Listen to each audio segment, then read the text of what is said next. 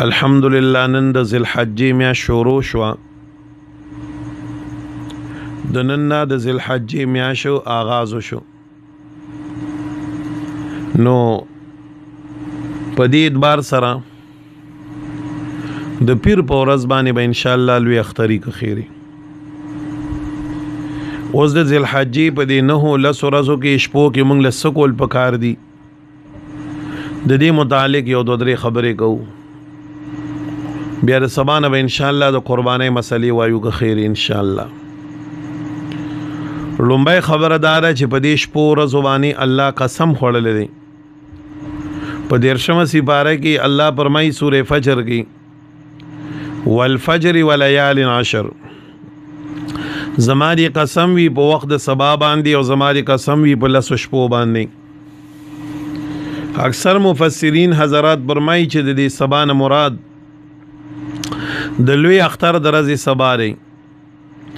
او د دې 10 شپو نه مراد د ذوالحجې د اله شپې دي د بیګانه چې کومې شروع شوي.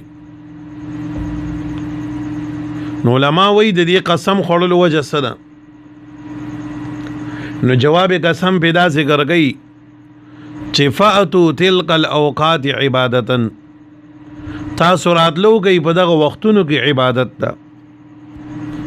په دې 10 شپو کې او په دې 10 ورځو کې او خاص کر بیا په سبا باندې د اختر تاسو راتلو کوي څه ده؟ عبادت ده. زما محترم دا ګورئ علماء لیکلي دي چې دا کومې 10 شپې شروع شوي د اختر پورې دا په وزن کې بالکل دویم نمبر د اعتکاف د شپو پسې دي چې څنګه د رمضان المبارک اخیرنۍ 10 شپې دي په درجه کې او الله پکې هر عبادت له خیر ورکړی دی او الله پکې د خپل بنده د قبولیت ذریعہ ګرځولې ده. نو دارنګې دا 10 شپې چې کوم دي نو د عبادت په اعتبار سره الله ته د قربت یو ډېره لویه ذریعہ ده، ډېره لویه ذریعہ ده. نو د دې د وجې نه ما تاسو سره زیارت پر زمانې ویلو چې یو عمل مستحب په دې کې دا دی چې بنده لکه پرونه ورځ مې یاده کړې وه د خپل بدن سیوایي ویښته نوکونه وغیره کټ کړي خو چې رشا قرباني هغه او بیا بدن لګوتې ورنړي د اختر د ورځې پورې. نو یو عمل خو پکې دا دی. دویم عمل پکې دا دی چې په دې کې روجي نیول مستحب دي چې چاله الله توفیق ورکړی او صحت وي او څه قسمه داسې دغه پینی نه هغه پکار دي چې روجي ونیسي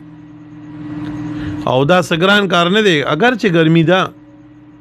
خو الحمدلله زمونږ اکثر ملګري بعضې داسې دي چې هغه یې نیسي. نو چې چاله الله توفیق ورکړی د روجو خیال پکې وساتئ دې ورځو کې. بله دا دی چې په دې کې د شپې عبادت څه نه څه ذریعه کې خامخا کول پکار دي ځکه په دې شپو الله مستقل قسم وخوړو.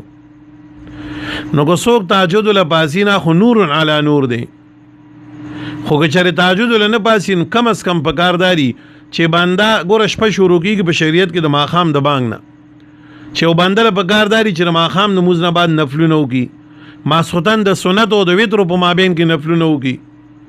او په دې نیت باندې چې الله زه پاسېدی نه شم دا مې تهجد دپاره وکړل نو او د سهار لمونځ وکړي نو انشاءالله دا بنده به الله د شپې په عبادت کې راولي. څنګه چې لیلة القدر باره کې راځي چې څوک د ماښام او د ماسخوتن لمونځ امامتۍ سره وکړي او نوافل وکړي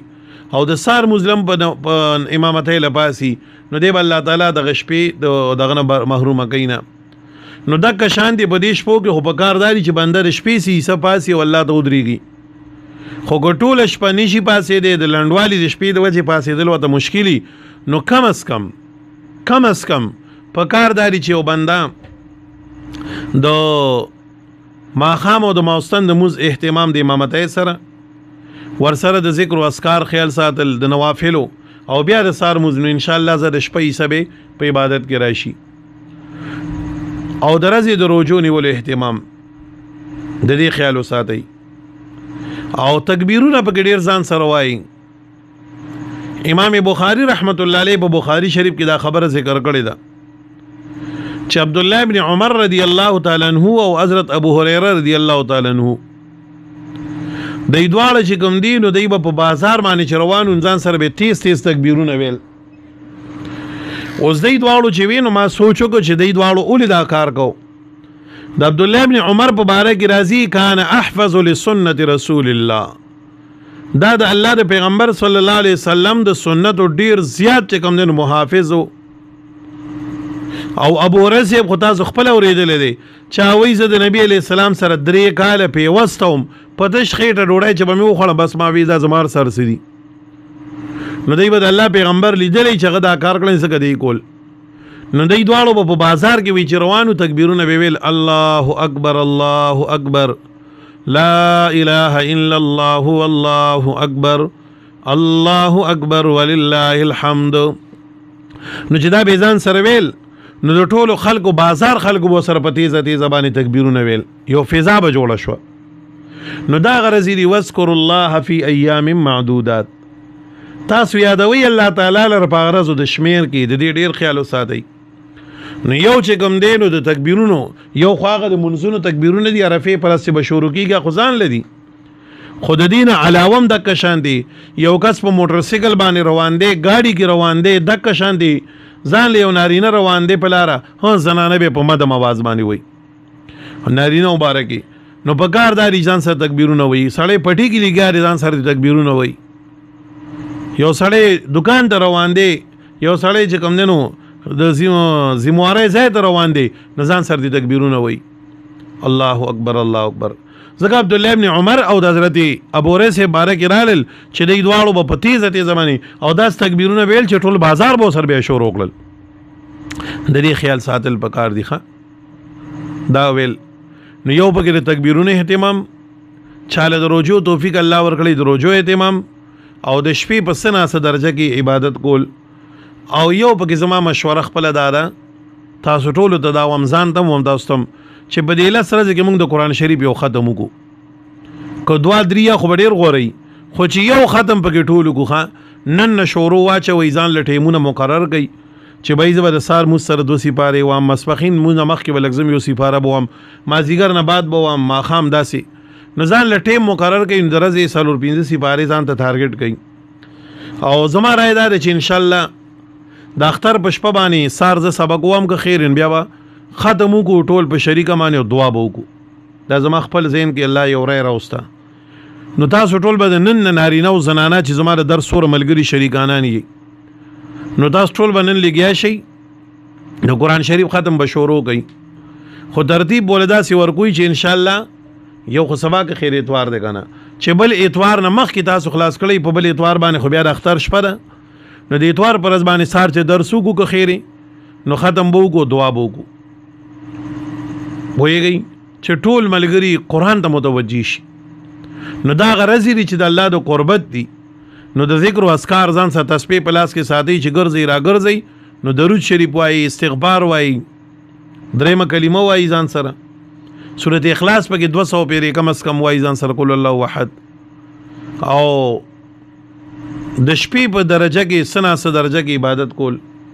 د روزي توفیق الله تعالی ورکړي روزنی ول او سره چې کوم دین د تکبیرونو د دې خیال ساتل ځکه الله په دې شپه لاسو شپو باندې قسم خوړل دي قسم په خوړل دي د دې خیال ساتي ښه نو داغه د برکتونو رزيدي ذل حجه او د حاجیانو صاحبانو د جړاګانو دعاګانو رزيدي چې موږ دلته کې الله ته دعا جړا کوو چې الله دغه فیض عام کی او موږ تم ورسي د عرفات درځي غفیز دنیا تر ورسي د دې لپاره موږ تاسو ان شاء الله ټول الله ته جاړو دعاګانې به غواړو توبه استغفار به کوو نو محترم د مرګ صفت نه لګي په دې رضا باندې الله باندې ځان معاف کول لیکنه دا غرضی چې بنده الله پاک باندې ځان معاف کی الله ته خپل ځان نږدې تاسو ګورئ کنه په دې عام طور په دې دغه کې بعضی وخت داسې یو پیکیج لګي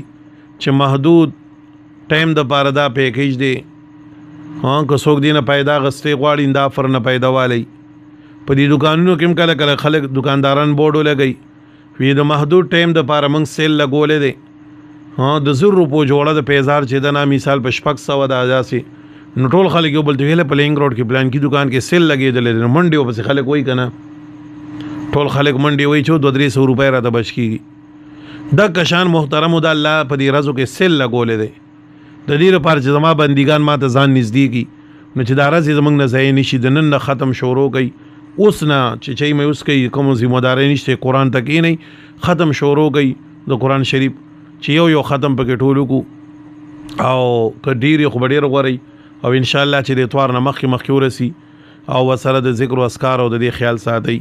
سبا نه که ژوند وي انشاءالله د قربانۍ مسلې به دوام که خیرې